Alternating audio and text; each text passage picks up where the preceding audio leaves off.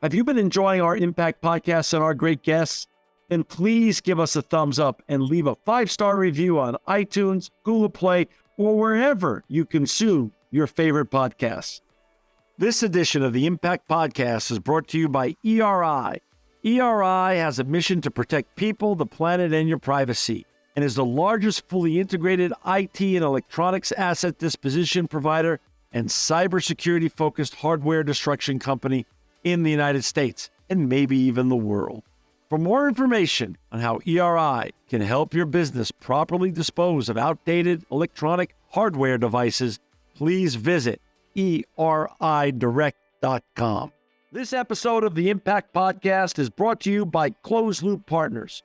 Closed Loop Partners is a leading circular economy investor in the United States with an extensive network of Fortune 500 corporate investors, family offices, institutional investors, industry experts, and impact partners. Closed Loop's platform spans the arc of capital from venture capital to private equity, bridging gaps and fostering synergies to scale the circular economy. To find Closed Loop Partners, please go to www.closedlooppartners.com.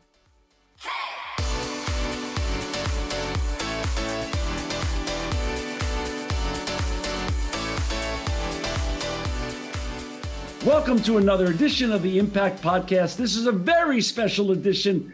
I've got with me today Kevin Martinez. He's the Vice President of Corporate Citizenship at ESPN. Welcome to the Impact Podcast, Kevin. Well, hello, and thank you for letting me be here today. I'm very excited. This is you're talking my language, impact in sports. So I couldn't be more excited to spend an hour with you today. And that's really an honor for me and an honor for our listeners and our viewers. And Kevin, before we get talking about all the amazing impacts you've made at ESPN since you've been there in 2011, can we hear a little bit about the Kevin Martinez background story? Where did you grow up and how did you even get on this wonderful journey that you've been on? You bet. Let me start with that. The story I tell you is really important for people, practitioners in the space. And I'm giving a speech in Denver to Be Civic about this very issue, which is, the opportunity for people in our practice is to bring your whole self to the practice of corporate responsibility, ESG, sustainability, social impact, whatever you may call it, citizenship. Sure. And the reason that's important is because we are the sum of many of our parts, but because of our role to be able to define those, to express those, to standardize them, and to engage others within communities like this is what the companies need, is to bring people forward, to expand the audience, develop new markets, also, do social impact. It's important that we can express those. And so thank you for letting me tell my story. I will try to go quickly, but I am a man of many, many, many histories. And so I'll just let you know that my parents, my mother just passed away a couple years ago in impacts related to COVID. So, that's deeply personal to me. I grew up, I was born in Denver, Colorado. I was from, my father is Mexican and Native American, Navajo Indian. And my mother is, is European as you can possibly imagine, Irish, Swedish, and French. And so anyway, they met in Sheridan High School in Colorado. They had my brother at a very, very young age. So, but they stayed together. My dad finished high school, but my mom did not. And they lived with my grandparents who were not of wealthy means. And they lived in a chicken coop behind my mother's house. Wow. Just to give people an idea. I mean, it wasn't at the time. I mean, everything is about space and time. At the time, I'm sure that they had run an extension cord out and all that type of stuff. And I don't want to in any way make it more difficult or more movie-like, set-like, but it was, they had no place to go. And there was, a lot of need for resources. So my dad joined the military to help build his family. He was, second generation Mexican-American. And he joined the Navy, having never seen the ocean. and he joined it specifically so that he could get hazardous duty pay, which was the most expensive pay you could get in any one place. And he became a deep sea diver. And then he became a scuba diver and then underwater demolition. And then he trained Navy SEALs to give you the progression of his career. Wow. And was a renowned, educator in the space. One of the first to actually do scuba and to do the elements. I mean, this is back in the day, right? Right. And my mother was an amazing woman who helped raise 3 kids, actually 4 kids. Really struggled. But the cool thing for me, now it's about me, is that when my dad became a member of the armed forces in the Navy, we moved to Hawaii. So I grew up in Hawaii. I am a product of Hawaii, and I am very, very, very proud of that. I did not live my whole life in Hawaii, but we moved there when I was about 2 years old. And I stayed there until I was in, I think, 3rd, 4th grade. I went to Pearl City Elementary School, which is at the very top of Pearl Harbor. We lived in Quonset huts in a Navy housing. And I can remember to this day my brother going to school and us going to the school. And this is, remember, right after I'm 62 years old, that this was right after, 7, 8, it would have been 69, 68. This would have been not too long after World War II, right? And so heavy military presence there, about 15 years. But this is still very much a new state to the Union. The patriotism, the understanding of the culture, the misunderstanding of the culture, of the Hawaiian culture was a very big part of my life. I went on to go to Radford High School, which was in Honolulu, in Pearl Harbor, but it was actually like a charter school for military kids around, so you had to test in. At the time, there weren't great high schools on Oahu, so you could test into this one school, which was really built for this military community. And to this day, some of my best friends in the world. I went to school at Radford while our President Obama went to Punahou. We played basketball, and I'll tell you a little story later about meeting Barry, which was his name at the time. But an amazing childhood. And I tell you that because of the multicultural elements of Hawaii, learning. I grew up with most of my friends being Asian.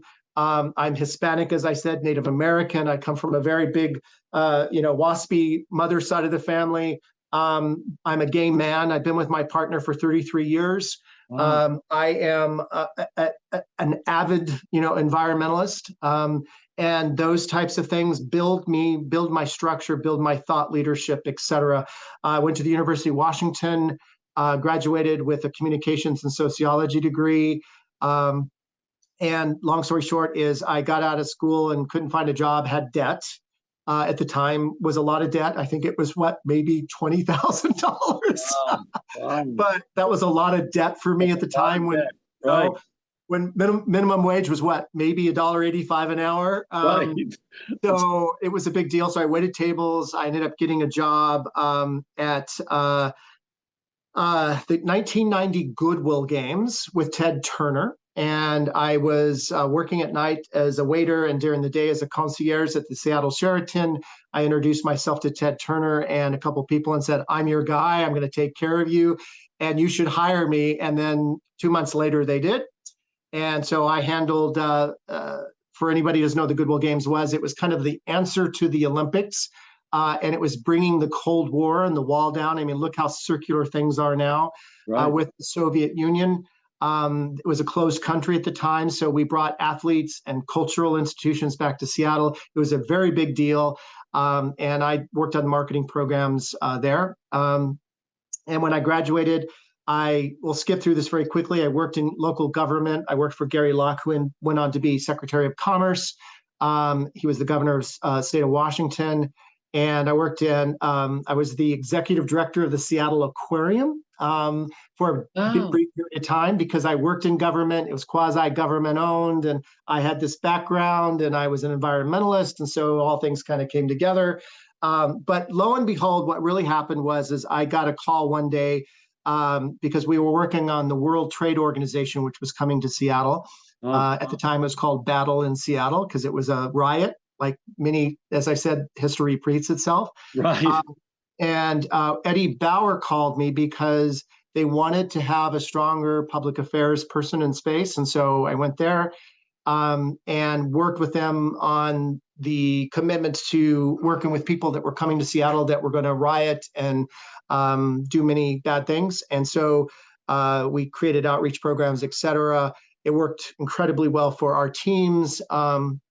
And the interesting thing about at the time, Eddie Bauer was the largest cataloger in the United States. Wow. So we had paper production. Spiegel owned a portion of Eddie Bauer. Spiegel used to be a huge cataloger. Right. In Germany.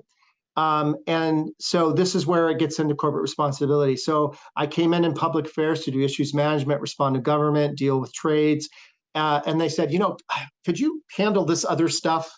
And it was sustainability to kind of figure out ways that we could do that, our corporate giving, our volunteer programs, and it was all that, as well as looking at cause marketing opportunities in store. And so that's when the portfolio came together, and then also labor practices and supply chain. So that's the first time, and this would have been back in the early to late 90s, mid 90s. I can't remember when, but I think it was like 95, 97, somewhere in there, that I went to Eddie Bauer. And so it was the first time bringing many of these together, particularly in a retail market. And I was there for about 3 years, and I got a call from a good friend who was leading and just hired at the Starbucks Corporation, who had this new idea about, creating thousands of coffee shops across America. And she was going to be the head of the foundation. Lauren Moore, one of my favorite people in the world. She's now the president of the Johnson & Johnson Foundation. Amazing human being. And she hired me to help build their community infrastructure. So I went to Starbucks and did some great work there. My claim to fame there was I brought Ethos Water to Starbucks. Great. And the reason I think that's important is that for our practitioners out there to find a way to establish business, transactional, cause marketing, do right, do well, bring profit, but also build the business so all boats rise. Right. That was bringing revenue in through one of the most revenue-heavy products there is, water. But it also helped us fund our foundation and build water wells in coffee-growing regions in Africa, which was one of our big goals. Worked there for about 3.5 years and got a call from Home Depot to come run their program. And that's when I had the big idea that Home Depot should be about disaster relief. And I got there, and no sooner had I gotten there, and there were Indonesian earthquake. Most of the wood sourcing outside the world comes in Indonesia. And there were wildfires in the West, and then 3 hurricanes hit the southern states, including Katrina. And so it was literally for 2.5 years, it was disaster, disaster, disaster. And we built 1,000 playgrounds in 1,000 days with Kaboom. We did sustainability models, which no retailer had done, thanks to many people outside of my role, but in working coordination with them. Worked for a man named Bob Nardelli, who was very well known in the GE space, very focused on a different type of management style than I had ever had, but incredibly committed to the role of responsibility, particularly with veterans and sustainability and the work that we were doing in disaster. But that's where I got my MBA, working hard. I never got my academic MBA, but it's stuff I learned from individuals was phenomenal. I always give them credit for that. Hardest job I ever had, most fulfilling because I know we saved lives. And then Bob left, and I got a call from KPMG as he left, and I went to KPMG to make my millions of dollars. And I was there for all of maybe 6 months, and we lost Lehman Brothers, 2008. Do the math, and I was laid off for about almost a year. But I started interviewing at Disney about 8 months in for the head of their foundation. I did not get the job, but about 3 weeks later, I got a call from ESPN saying, "Do you like sports?" And voila, here I am. So today is actually my anniversary, and I've been here for 13 years. Congratulations. And this has been a wonderful day to have you tape this episode, because that's a heck of a journey, and also 13 years. And I want to get into those 13 years in a second. But let's go back. You casually say, and with great pride, you were an environmentalist.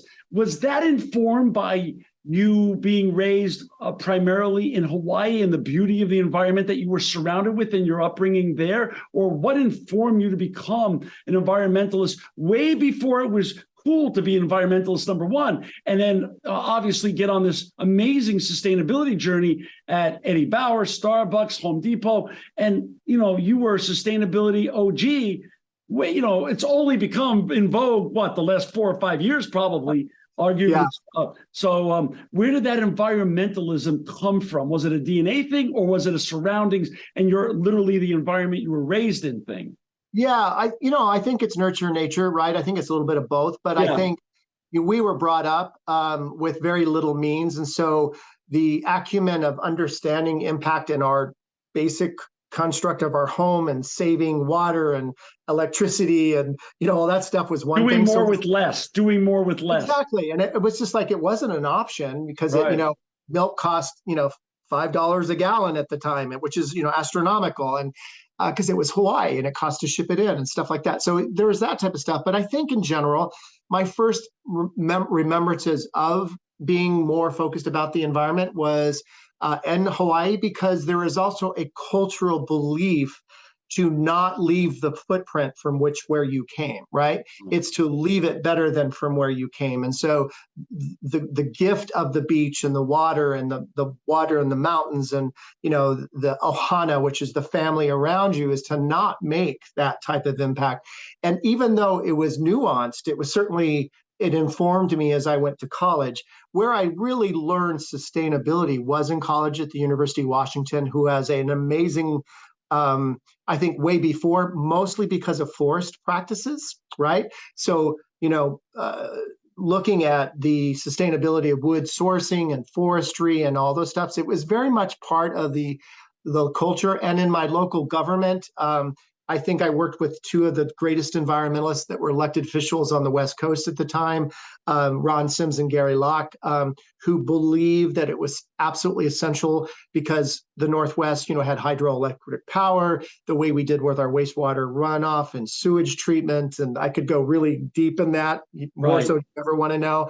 But even things when we built stadiums, which I was helpful in developing Safeco Field at the time before Lumen Field, tearing down the Kingdom, building new infrastructure for First and Goal, which owns the Seahawks, was to look at, like, if we're going to give you the space, we're going to require you to bring more to the community, transportation, intermodal, those things. That's where I learned it most. But activating against it literally was been the journey through each of the companies I had in working with what our real successful environmentalists and sustainability offer is.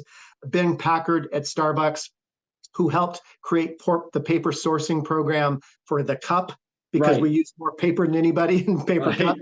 He was just brilliant. He also, I think he runs sustainability at the University of Washington now. He's that type of guy. I learned from him. I was never the sustainability expert, but I could always bring one with me.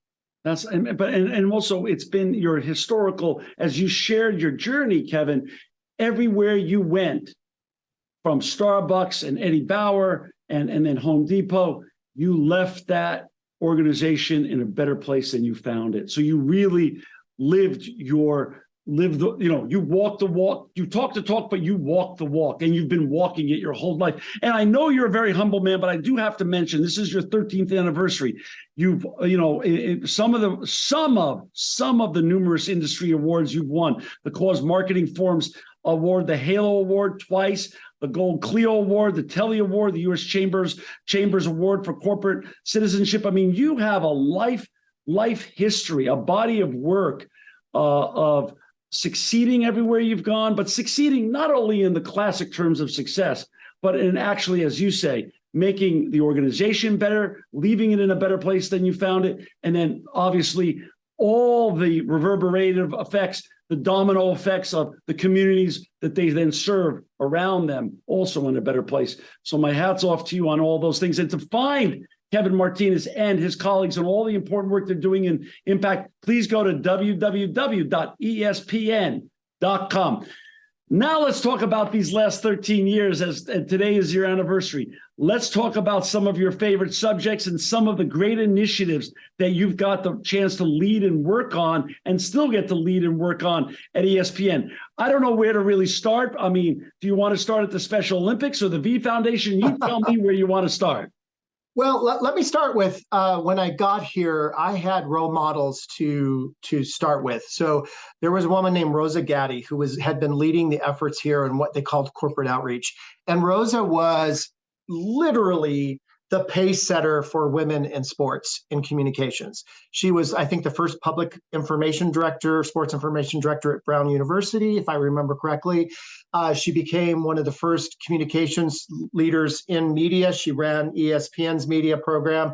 She helped guide and counsel many presidents. She was here for more than 30 years. She was my boss, and she oversaw the corporate outreach piece. But I think her and George Bodenheimer, so George is kind of the most obviously Jimmy Pitaro is my favorite because he's my boss now, but George also has a special place for everybody at ESPN who had worked for him because the man started in the mailroom and he had a sensitivity that few people understood. And to this day, I work with him because he also has been chair of the V Foundation and works on a number of things. He helps found the V Foundation with Steve Bornstein, who was a past president as well. But those two individuals helped set the tone for, at the time, this was 13 years ago, and I think we just celebrated our 44th anniversary. So, we were back in the day, 25 years, somewhere in there. But ESPN had been growing exponentially and doing some stuff, and they had been doing great things. And they created the V Foundation for Cancer Research. And I'll go more into that because I think that's probably the most seminal thing. Okay. But I think the alignment to growing with sport and with media, as you know, this is an ever-changing field. It is crazy day to day. You're not even sure who owns what and how you're disseminating your information or your signal. The thing is that George Bodenheimer and Rosa really wanted to go from, quote unquote, a social impact local level to an international or national level and corporate responsibility. So bringing more integrated assets to it, that was their vision. So they asked for me to lead that effort because my experience in the background. I've always either been the cleaner or the builder in either one. So, to reunite or reinvigorate an organization. So with their direction and their leadership, I was able to kind of look at a strategy that said, here's where we should be going, including understanding the future space, which is where sport's going to be, how do our leagues participate, where our sponsors are. And as you know, sports is all things. It's as I always tell people, it's Coke and Pepsi and Nike and Under Armour. It's just the way of the world, right? Because all of these sports have different partnerships and all of them have social responsibility efforts. But the reason I think we were successful is because there was a successful platform already built, which was the V Foundation. So it was an organization that we created 30 plus years ago to help find cures for cancer. So research, because we had a very famous Jimmy Valvano who gave a very, very famous speech at the ESPYs, Don't Give Up, Don't Ever Give Up, who had cancer. He was trying to get people to understand that it may not be about you, but it may be about someone else. And he gave the statistics that 1 in 3 women and 2 in 3 men will be impacted by cancer. And so it literally has been a core asset. You will very seldom say you hear me say that CSR is in a DNA because I don't believe that. I don't believe that you're built with it. I believe that you have genes that you can ignite but a lot of them are innate in a lot of people and they don't use them. But I also think you really have to work for it. It doesn't come naturally. It is a job. It's just like accounting. You don't have a DNA, gene for accounting. You may have a proclivity for analytics or type A personality, but you really got to want to put some energy behind it. So the company had the energy to put in it. We were raising about $4 million a year. They wanted to blow it. And George's, I remember this like it was yesterday. He said to me, listen, here's the deal. We want you to do corporate responsibility. We want you to make sure that at the time we used the worldwide leader in sports, that ESPN does earn the right to be in corporate responsibility at that level. But here's the fix. you have to grow and scale the V as you do it, right? Mm-hmm. So that was the charge, right? Is keep the V, keep it seminal. It is a cultural piece of our business. I can walk, John, into any office in this company, whether it's Jimmy or Burke Magnus, who handles our content, or Roz Duran, who has our program, and say, I want to talk to you about the V. I need, and ... I guarantee you they're going to start this. I'm shaking my head, yes, right? Because it is so in part of our business. It is a best practice, and I can say that with great authority in all of CSR, to be able to have full mobilizations, to be accountable, to have the assets that we have, to apply the standards to help the V fundraise. It's now their own charity. It's spun off. But we use every asset twice a year to fundraise for them. And now we help them raise more than $29.8 million a year. Incredible. And to date, how much has been raised aggregate by the V, just roughly speaking? About $400+ million, of which we've helped them about a 280. Oh, that's unreal. Yeah, it is great. And by the way, it all goes to cancer research. That's the definitive. We pay for the marketing and everything else. That's part of our gift. We don't give money to cancer research. We help tell the story to help fundraise for cancer research. Understood. And as you say, then the administrative costs are already covered. So this is really going towards the research then, the money raised. That's right. Cool. Right. And if I can just put a plug in for them at v.org, because we're coming up on V Week. The thing too is that they have a model that has worked, that Stand Up to Cancer is now using, which is they have the best scientists from all the major cancer institutions who sit down twice a year and say, we think this thing called immunotherapy is going to be the big game changer. We should start to gear and track and move and whatever. And they start to invest prior to, they don't have the $1 billion like other organizations do. Right. They have the thought leadership and the targeted efforts, and their investments have yielded multipliers of 5, 6, and 10 times the amount of their gift because they're so smart in their giving. Understood. So, so the V is the base, it's the pillar and foundation of everything else is built off of that, and so much of what you're doing. Yes, it is, and as I said, it's a best practice. So what we did is, once we were able to demonstrate scaling opportunities, satisfied our leadership, we were then challenged to say, what should we be about in sports? Because corporate responsibility, I always tell people, CSR is like the Constitution. It's the framing of everything you have to do by law. You have to be a good, you have to labor practices. You have to be fair. You have to pay fair. You have to do things right. You have to look at your business as it rates, all that stuff. Citizenship is like, part of the Bill of Rights, and it's how you activate against it, right? You don't always have to do certain things, but it is the right and opportunity to take what you're given as your constitution and move forward as an individual or as a corporation to do right, do well in ways that you're not necessarily expected to. So it's kind of additional, right? It's above and beyond. And that's why we call our work citizenship, because we want people to know we want more people to come with us, but we also believe that it is essential that it be part of the business first, and then move into the community of the sports fan to be incremental add to help society. Understood. Okay, so V Foundation, over $400 million have been raised. Or ESPN has helped with over $289 million of that raising. What else? Now, building off of that, talk about some of your other strategies internal to ESPN that you're so proud of, that you've been working on during this wonderful journey. You bet. And so we took the model of the V because we also have something called the committee. So let me be absolutely clear. I suck the oxygen out of the room, and then the smart people come in, and then they try to put the oxygen back and really make things happen. My job is to bring teams together to be able to help make this happen. And I want to stop you right there. Kevin, again, you're very humble, but some people, when someone has success in life, you can say, oh, that guy or that person or that woman, right time, right place, good for them. They got a little lucky and it all clicked. But when someone like you, a person like you, at everywhere you've gone, has shown this amazing journey of repetitive success.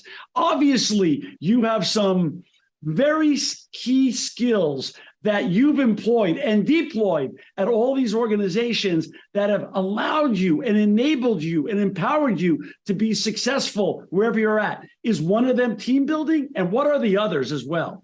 Yeah. So I'm going to just say, don't give up. Don't ever give up. I mean, I am the fly in the mosquito in the room. I continue to poke the bear. That is my job. I'm a devil's advocate. I have to come fully loaded with both sides of the business, both arguments, positive, negative. But my job ultimately is to be accountable to our employees, our leadership, and the external audience. It's not always to our programming. It's not always to the news, et cetera. It's to have a vote there. So I do believe that leadership I believe in servant leadership. My job truly is to set a vision, bring resources, to be the good cop, bad cop when I need to, but to literally allow the best in the business, which I think my team is, to be able to go out and lead and fail, because I don't believe unless someone's bleeding or falling down that there's a crisis. I just don't.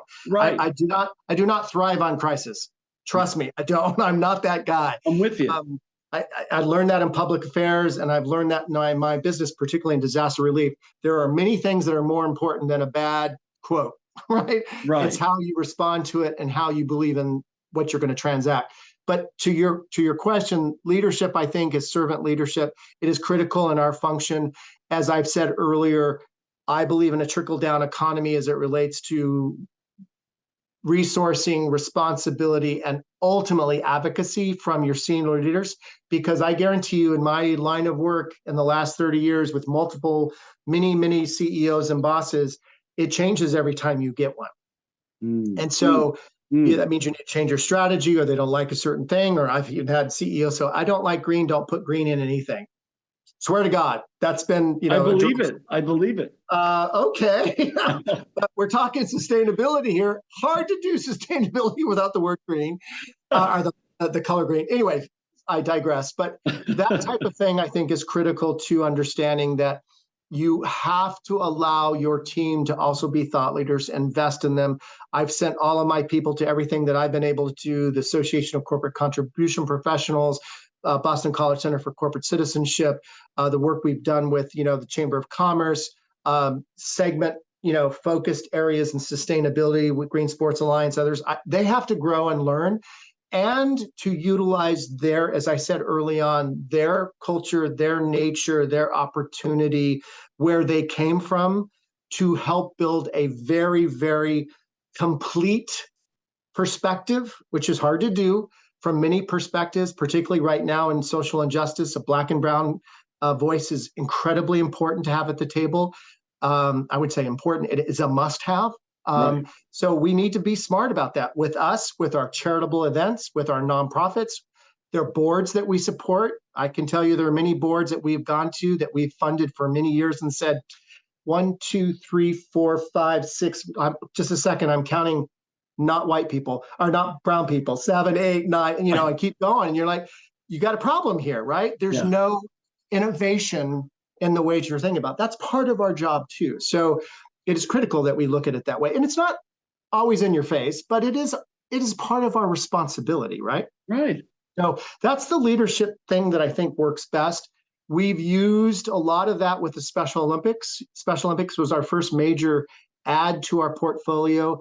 I was sitting with Tim Shriver at an event. Rosa Gatti had created a relationship with Special Olympics, which was phenomenal, but mostly volunteerism and some, engagement on the content side. But we put an idea together while she was here to go to Special Olympics, see what else we could do. We looked at their 5-year plan and it had all this stuff. And then over in this far corner was this little thing called Unified Sports. And I said, well, what's that? And they said, oh, we're working on that. It's a growing thing, but don't pay any attention to that. I'm like, no, but it sounds very interested. And so what it was a new way of looking at being truly inclusive with people with and without intellectual disabilities, playing together, creating community, and creating safety nets for sustainable friendship, partnership, jobs, collegiality moving forward, right? So you get a 3-4, right?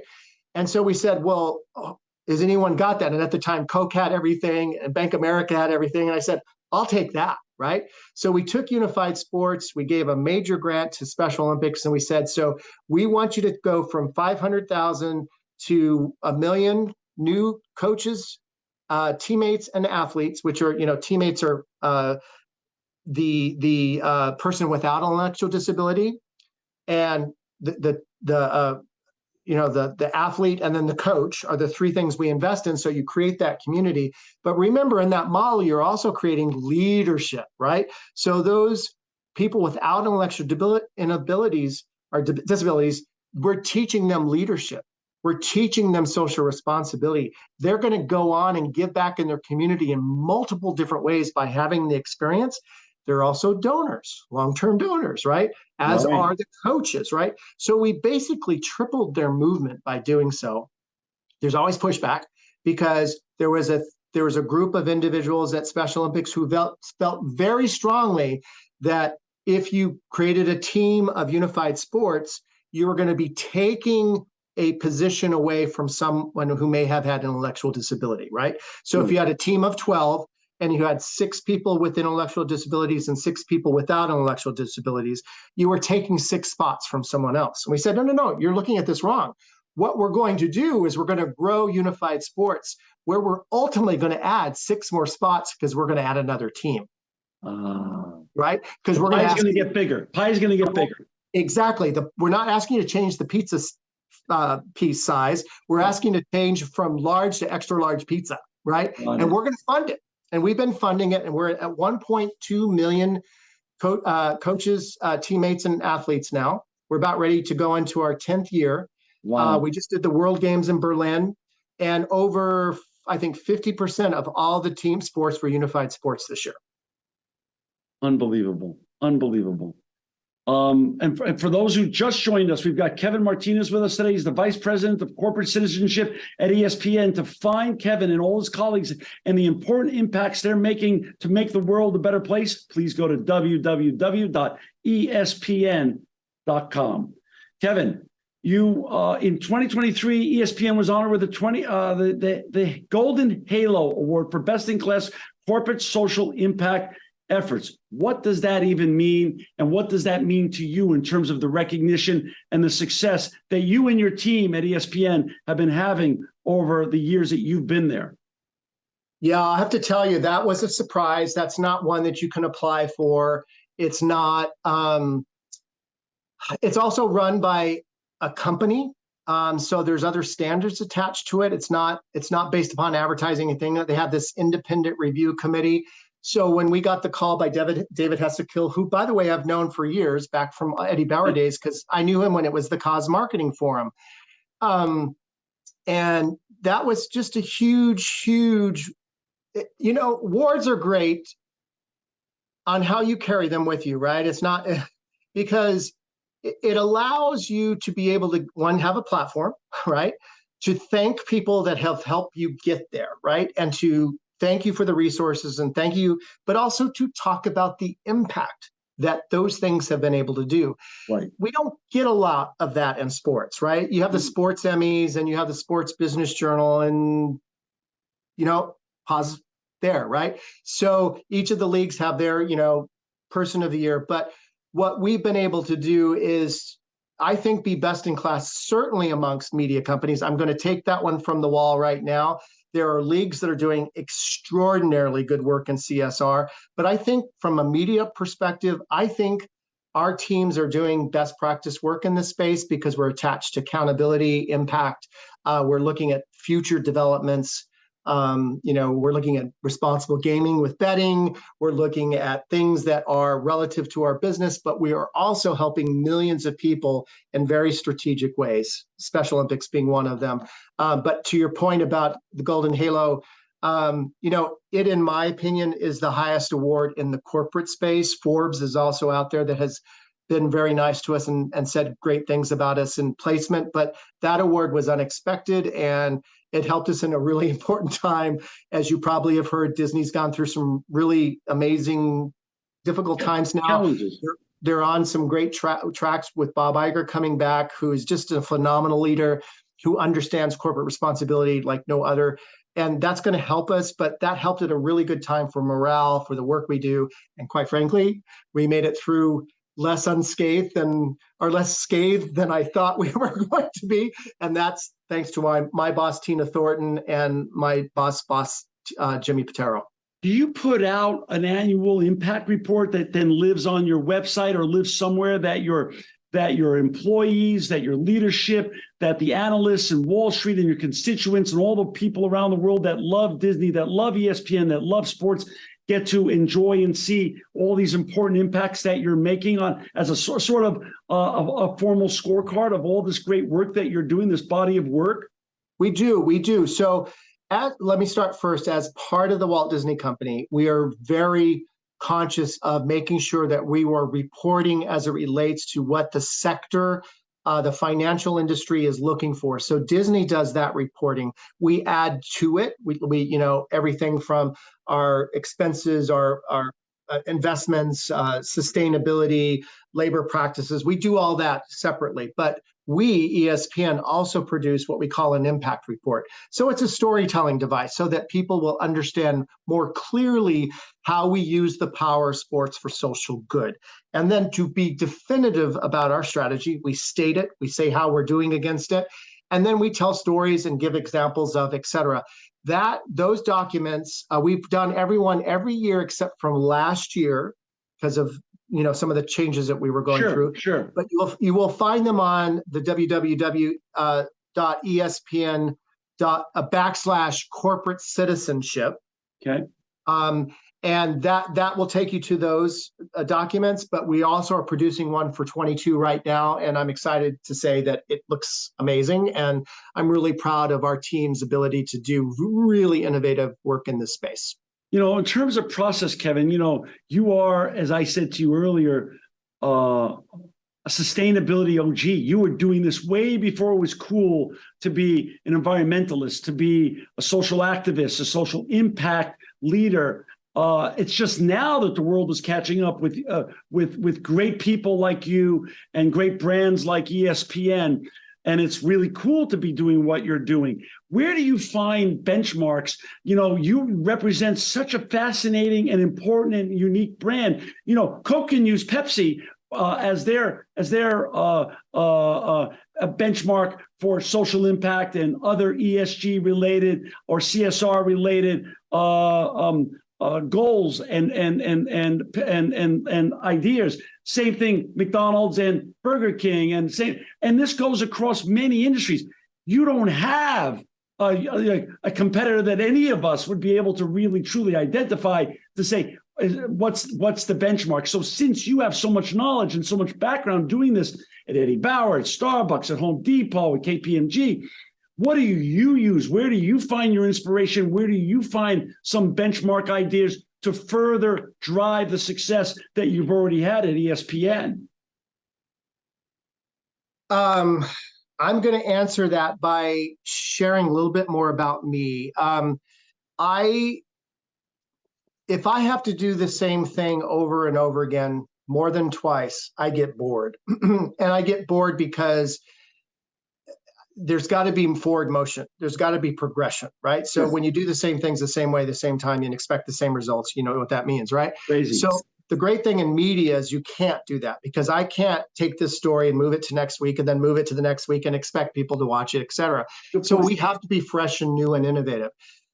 I believe that my success is if you do, for people out there in the HR space, the Myers-Briggs thing, every time I take it, I am smack dab in the center.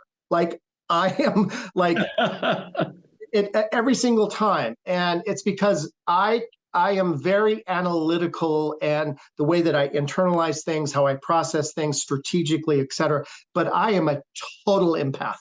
If I am not around how to receive humanity, I don't function as well. So I need people in my vision. I don't need just numbers, right? So I tell you that because the way I really feed my soul for innovation, for thought leadership, is I go and do unique things. I go to, luckily I get invited to places where thought leaders talk about particular issues. I don't mean the Davoses of the world, which are way beyond, and I'm not sure how critical those are anymore. Right. But when you're talking to thought leadership, like I check in with some of my favorite people who I think are the best thought leaders in the world continuously. There's a woman named Nancy Lublin, who I think is literally the smartest social entrepreneur that has ever existed. And she got $500 from her grandmother and created Dress for Success. She then went on to work for an organization, Do Something, which mobilized teen youth.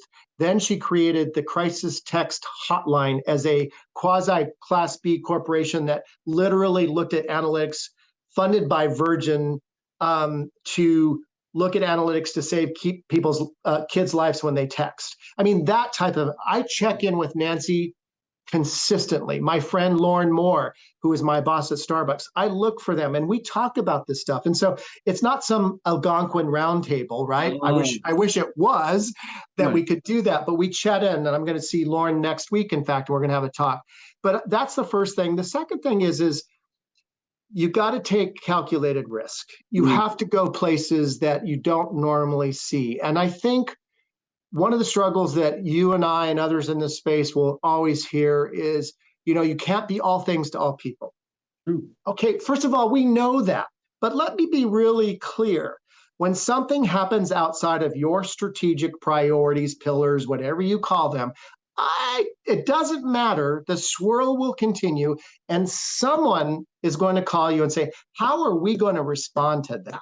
Right. What are we going to do?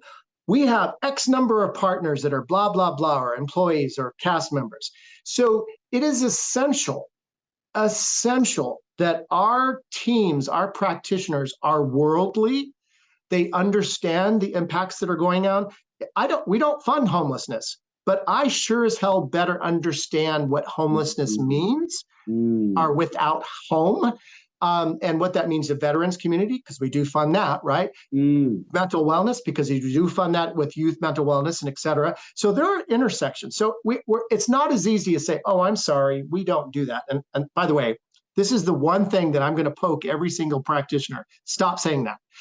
Stop living in your strategy just for the sake of you being able to say no. It's set up to do that. I know that.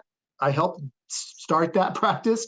But the fact is you're losing out on opportunity and innovation that you can bring forward, even as an example or reference or best practice. Because I've reached out to corporations, I've reached out to our competitors. I'm having a call with Paramount next week because we sat down on a panel and we're going to talk about sports because they're doing much more in that space. And that's a good thing because all boats rise when we all believe that you should play sports. I'm okay with that, right? And by the way, I still believe we're going to be better at it because we're competitive. Right. But that's how as you can see, I get juiced by that. I think it's really important. And that empathy piece is really critical to me because I do think you need to be empathetic, but I don't confuse that with sympathetic. Right. And to understand that the asset that exists in that is the humanity, and understanding it from different multiple perspectives. I call that panopticon, which is a Greek word that looking for things from all sides. That is my kind of focus. Understood. When you and I are the same age, you're 62, I'm 61. When we were little boys growing up, 61 and 62 was time to start collecting, Social Security and going off into that proverbial sunset. You and I have now lived in a lifetime where Warren Buffett at 93 is still considered the world's greatest investor. And so, God willing, we both have a lot of gas still left in the tank. What are you most excited about in terms of short and long-term goals coming up at ESPN that you can talk about? And then personally, what are you really excited about? Because if God willing, you can live to 93 or 103, there's so much more you can accomplish, Kevin. And you've been doing it already, and you have so much of this great history behind you. You could even further deploy that history to effectuate greater change in the future. Yeah. So I'm going to answer that in three parts. The first one I'm most excited about is we have a leader at Disney. Her name is Lisa Haynes, who comes from Disneyland Parks, who is an amazing communicator. She's been assigned what we call enterprise social responsibility.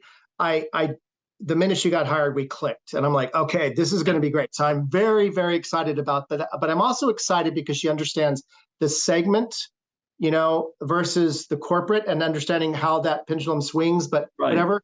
But she has ideas to advance a partnership that we know has been so important to all of the Walt Disney Company, which is the Make-A-Wish Foundation, or Wishes, right? That there's a unique opportunity that Pixar and Star Wars and Lucasfilm and FX and Hulu and ESPN and Walt Disney Animation, all of us do Wishes. And we have been doing some incredible work to make sure that kids and families, we can tell the story. But remember, it's not just about, I'm also careful here. Remember, cause, not charity. I have this written outside my door. It's about purpose. It's not about the nonprofit. It's about the mission of the nonprofit. But unfortunately, nonprofits can fail or fail you. So understanding that mission is really critical. Make-A-Wish is a great organization as we continue to work with them, but we have the My Wish series. So Make-A-Wish is the wishing piece. I'm really kind of look for more there. Right. Secondarily, I would say for us, we just got off a call today where we're going to really focus in on, I don't know if you know this, but we did a campaign with Kobe Bryant before he passed away called Don't Retire Kid. It was phenomenal. It got into research. We worked with the Aspen Institute. Kids were dropping out of sports since the pandemic. They've been dropping out at multiple rates. Women drop out at twice the rate. We work with Women's Sports Foundation.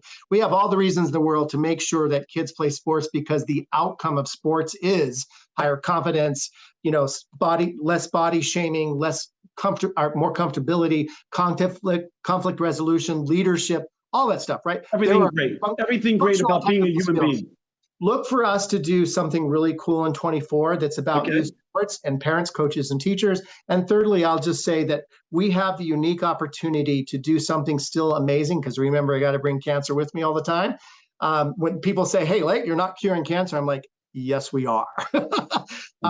We're going to be partnering with the NHL this year, and the V Foundation is going to be the charity of choice for Hockey Fights Cancer, and we're incredibly excited about that. It's the first time the league has taken on the V Foundation, so we're excited about that. So you mentioned at the top of the show that next week or soon thereafter, you're going to be going to Denver to make some remarks or make a speech.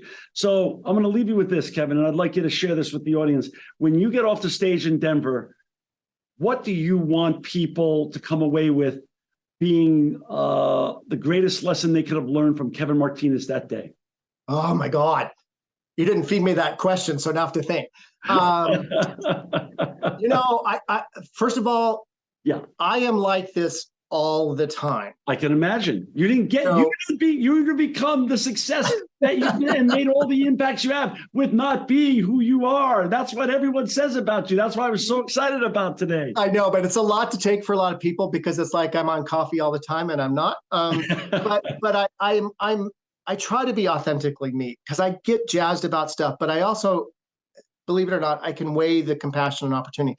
What I want people to take away is that this is a practitioner.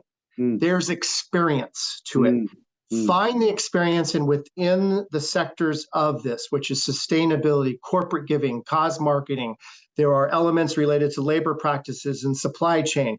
There are elements related to public affairs and issues management. There are areas related to cause marketing and commercial co-venture, which are legal applications. And then within your sector, how those apply, whether you're B2C, whether you're energy extraction, all of those things, is to know your business. Be just as good as the head of production or the head of drilling is, to know what those things are so that you can apply those and be one of the great standards of knowledge within your community. But also in that, don't lose yourself. Bring your whole self to this, because we need more good people who are going to be saying, this is not a comma and, it's a part of strategy before you get to period, comma, and. It has to be part of the strategy. I love it. Kevin, as you and I know, just like life, sustainability, CSR, impact is all just a journey. Yeah. And it's just been an honor and a privilege to have you on the Impact Podcast today. It's an honor and privilege to meet you virtually. I hope I get to at least shake your hand and give you a hug one day in person. You are always invited back on this show to share any wins and any stories you want to share with our audience. Again, for our audience, to find all the important, impactful work that Kevin and his colleagues are doing at ESPN, please go to www.espn.com. Also, shout out to the v.org. We're going to put that in the notes of today's show. Kevin Martinez, thank you for everything you've done to make all the impacts throughout your 62 years and the ones that you're going to make in the next, God willing, 50 years ahead of you. Thank you also for just making the world a better place. Thank you for this time. Thank you for your leadership. Thank you for your communication to be able to get this information out. It's critical. I am greatly appreciative. This edition of the Impact Podcast is brought to you by Engage. Engage is a digital booking platform revolutionizing the talent booking industry. With thousands of athletes, celebrities, entrepreneurs, and business leaders, Engage is the go-to spot for booking talent, for speeches, custom experiences, live streams, and much more. For more information on Engage or to book talent today, visit letsengage.com. This edition of the Impact Podcast is brought to you by ERI. ERI has a mission to protect people, the planet, and your privacy, and is the largest fully integrated IT and electronics asset disposition provider and cybersecurity-focused hardware destruction company in the United States, and maybe even the world. For more information on how ERI can help your business properly dispose of outdated electronic hardware devices, please visit eridirect.com.